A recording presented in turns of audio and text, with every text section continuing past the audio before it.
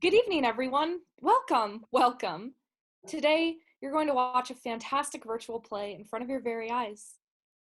In this play, you'll see what encompasses the magical world of love, Ah, regret, heartbreak, and laughter. Love. What a great word to use for so many things. Many of us love the idea of love and we spread it around like it's glitter. I love you. I love you. I love you.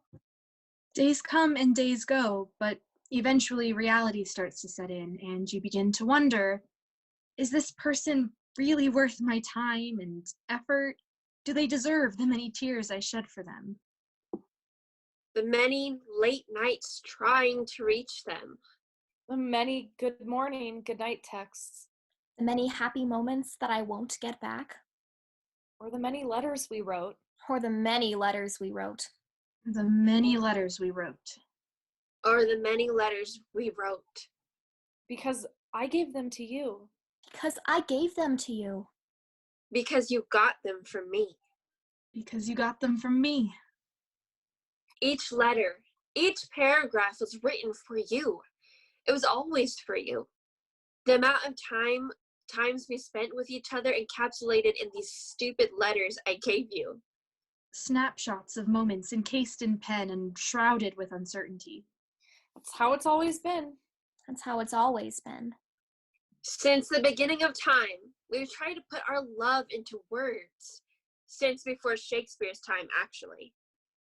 The greatest thing you'll ever learn is to just love and be loved in return.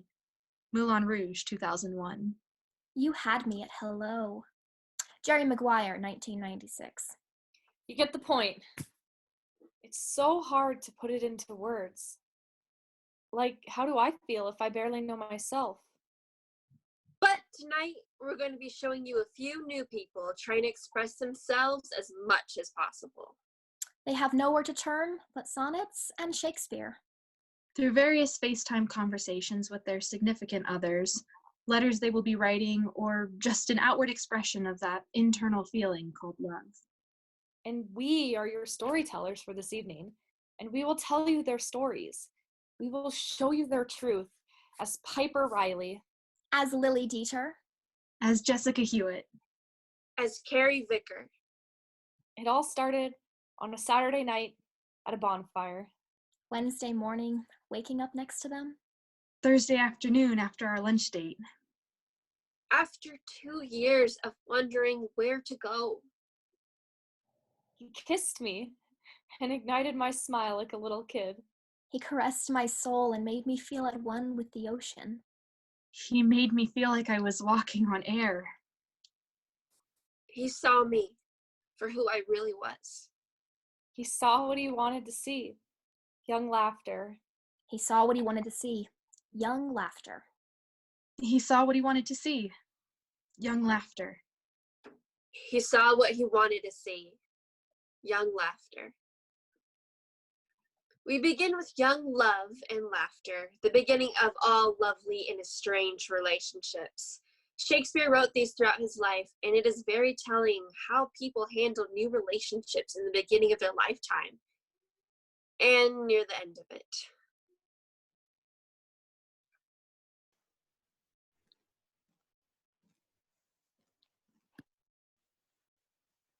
Oh, that you were yourself.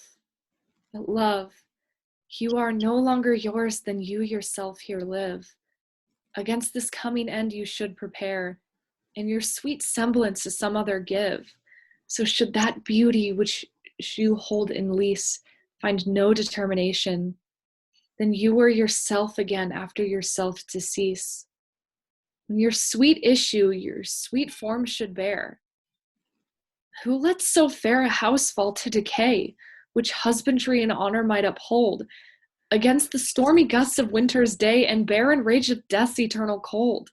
Oh, none but unthrifts, dear my love, you now. You had a father, let your son say so. Not marble, nor the gilded monuments of princes shall outlive this powerful rhyme. But you shall shine more bright in these contents than unswept stone, be smeared with sluttish time, when wasteful war shall statues overturn, and broils root out of the work of masonry.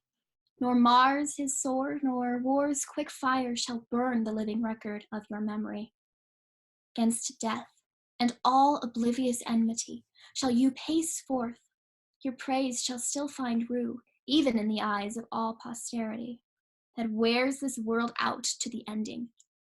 So, till the judgment that yourself arise, you live in this, and dwell in lovers' eyes.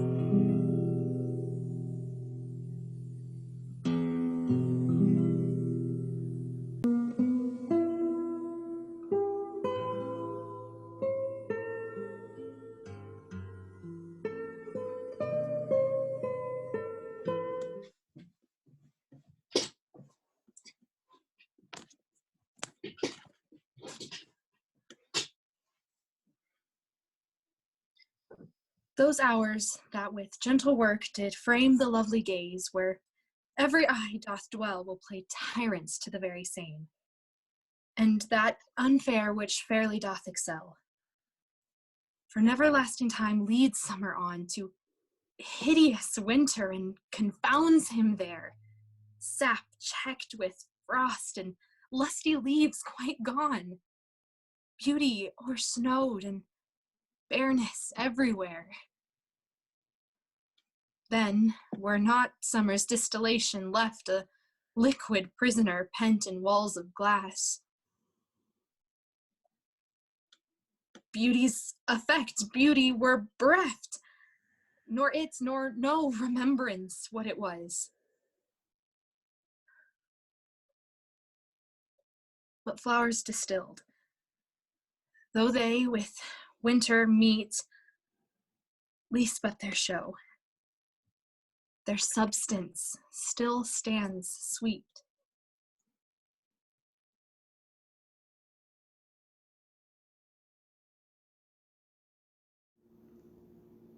Let me not to the marriage of true minds admit impediments. Love is not love which alters when it alteration finds, or bends with the remover to remove. Oh no, it is an ever fixed mark that looks on tempests and is never shaken. It is the star to every wandering bark, whose worth unknown, although his height be taken. Love's not time's fool, though rosy lips and cheeks within his bending sickle's compass come. Love alters not with his brief hours and weeks, but it bears out even to the edge of doom. If this be error and upon me proved, I never writ nor no man ever loved.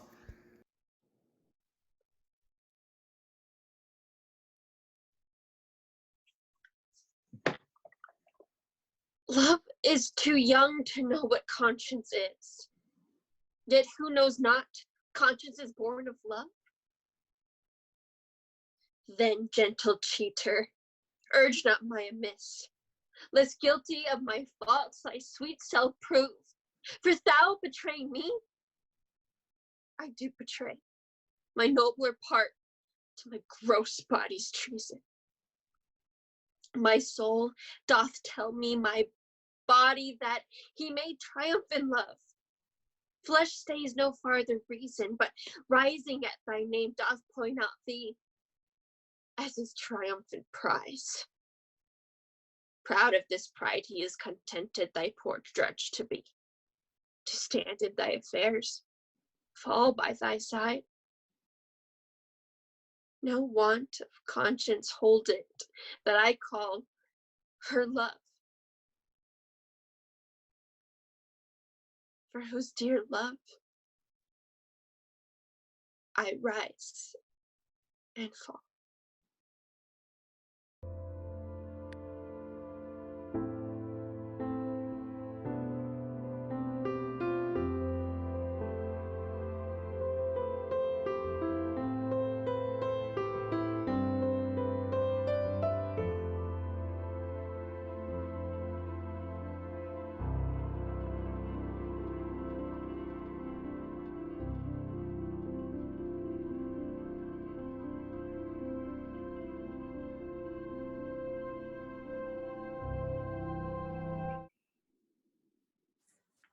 Full many a glorious morning have I seen ladder the mountain tops with sovereign eye, kissing with golden face the meadows green, gilding pale streams with heavenly alchemy. Anon permit the basest clouds to ride with ugly rack on his celestial face, and from the forlorn world his visage hide, stealing unseen to west with disgrace. Even so, my sun one early morn did shine with all triumphant splendor on my brow. But now, alack, he was but 1 hour mine. The region cloud hath masked him from me now. Yet him for this my love wit disdaineth. Sons of the world may stain when heaven's sun stain. Young laughter, shrouded in young love. Created by the world of what love truly is. Romantic, fresh, and creative by design to show that there will always be one person for you in this world. The idea of a soulmate has been around for centuries. Did you know a poet came up with the word? Was it Shakespeare? God, no. That was way too sentimental for him. It was Samuel Taylor Coleridge. He believed that once you're married, you have a soulmate that is sort of attached to you spiritually, like a spiritual gum, if you will. Gross. Anyway, it used to be believed that human beings were born with 4 arms, 4 legs, and 2 heads. But the Greek god Zeus split people up because of their jealousy, anger, and rage towards each other. So what you're saying is that soulmates really mean looking for your other half. Oh, that makes so much more sense now. But I hate the idea that we're all searching for that one person to make us feel whole again. Yeah, like, what if we already found them? Regrets of the heart. Regrets of the heart. Regrets of the heart. Regrets of the heart. From fairest creatures we desire increase, that thereby beauty's rose might never die. But, as the riper should by time decease, his tender air might bear his memory. But thou, contracted to thine own bright eyes, feed'st thy light's flame with self-substantial fuel, making a famine where abundance lies, thyself thy foe, to thy sweet self too cruel. Thou that art now the world's fresh ornament, and only herald to the gaudy spring, within thine own bud buryest thy content, and, tender churl, makes waste in clowning.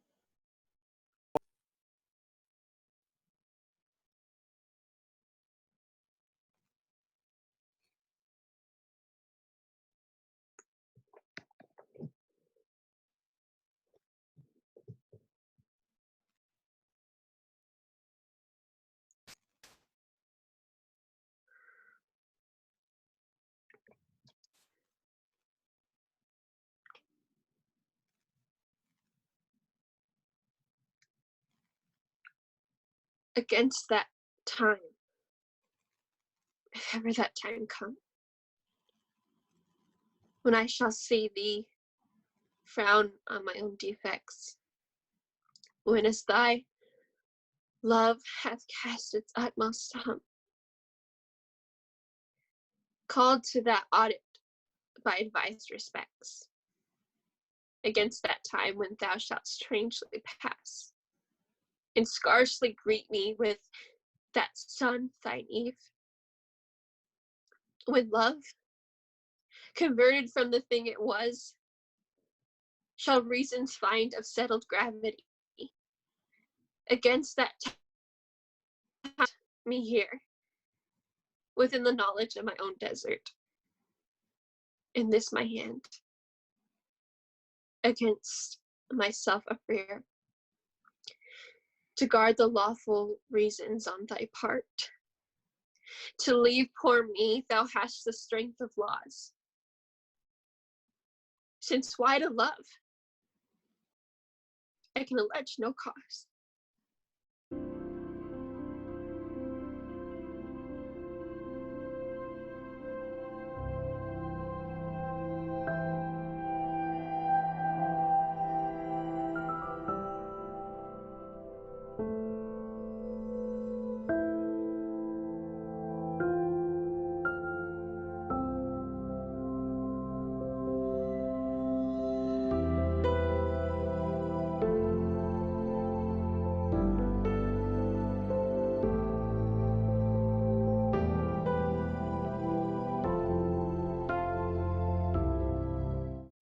Unthrifty loveliness, why dost thou spend upon themself thy beauty's legacy? Nature's bequest gives nothing, but doth lend, and being frank, she lends to those are free. Then, beauteous clownard, why dost thou abuse the bounteous largest given thee to give? Profitless usurer, why dost thou use so great a sum of sums, yet canst not live? For having traffic with thyself alone, thou of thyself thy sweet self dost deceive.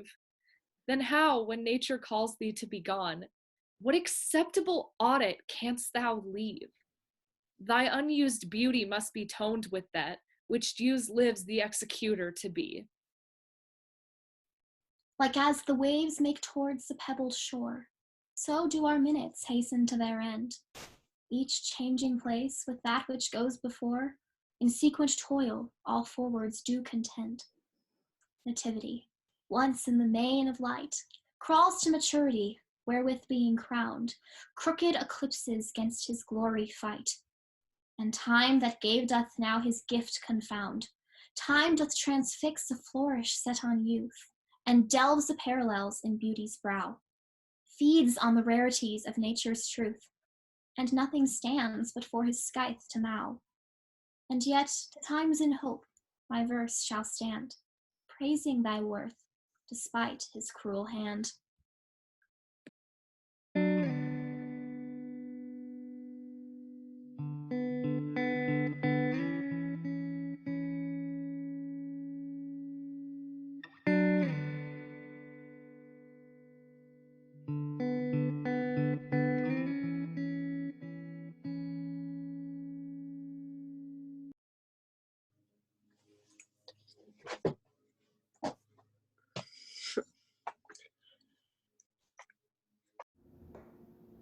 When to the sessions of sweet, silent thought I summon up remembrance of things past, I sigh the lack of many a thing I sought, and with old woes new wail my dear time's waste.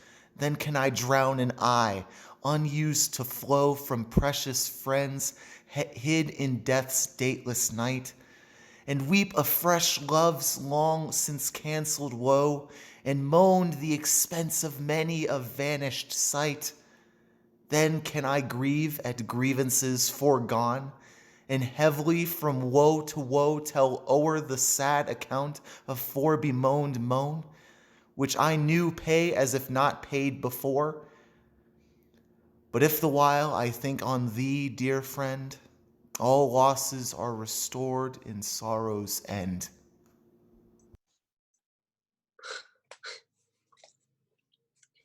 Say that thou didst forsake me for some fault, and I will comment upon that offense.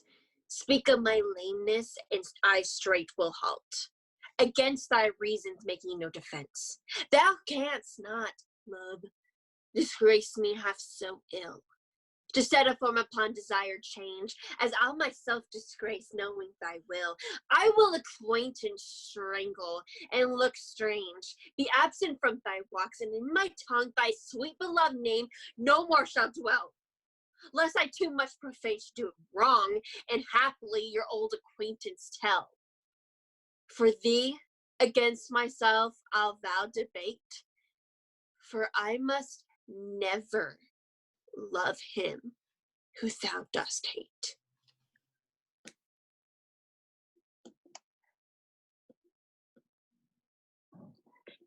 Weary with toil, I haste me to my bed, the dear repose for limbs with travail tired.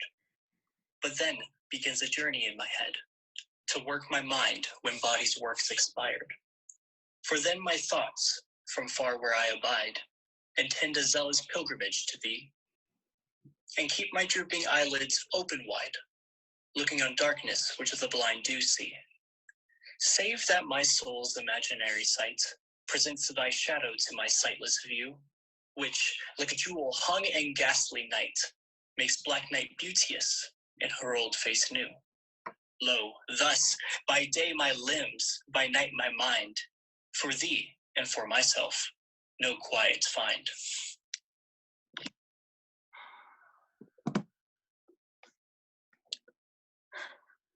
The expense of spirit and a waste of shame is lust in action. And till action, lust is perjured, murderous, bloody, full of blame, savage, extreme, rude, cruel, not to trust, enjoyed no sooner but despised straight, past reason hunted, and no sooner had past reason hated, as a swallowed bait on purpose laid to make the taker mad. Mad in pursuit and in possession so, having, and in quest to have extreme a bliss of proof, and proved a very woe. Before, a joy proposed, behind a dream. All this the world well knows, yet none knows well to shun the heaven that leads these men to hell. It always amazes me how often we are on this search for the soulmate. We get so picky sometimes about what not to like in people. I swear, it's crazy how often people come into our lives right when we need them to. Like some of my best friends I've met through my toughest times. Exactly. Once you self-reflect about who your friends really are, it's crazy to think about the place you were in when you met them. I just needed someone to show me that I exist in this world and that I'm not invisible or alone. It's all that really matters. Making sure that you have people around you that love you and do their best to support you in times of struggle. The value of human connection with those who can empathize with you is so valuable. The people that just sit and talk with you and can see what you're going through. It's So Beautiful. To know that you belong. Somewhere. that time of year thou mayst in me behold, when yellow leaves or none or few do hang upon those boughs which shake against the cold. There ruined choirs, where late the sweet birds sang. In me thou seest the twilight of such day, as after sunset fadeth in the west, which by and by black night doth take away, death's second self, that seals up all in rest. in me, thou seest the glowing of such fire, upon the ashes of his youth doth lie, as the deathbed whereon it must expire, consumed with that which it was nourished by. This thou perceivest, which makes thy love more strong, to love that well, which thou must leave ere long. This thou perceivest, Which makes thy love more strong. To love that well, Which thou must leave ere long.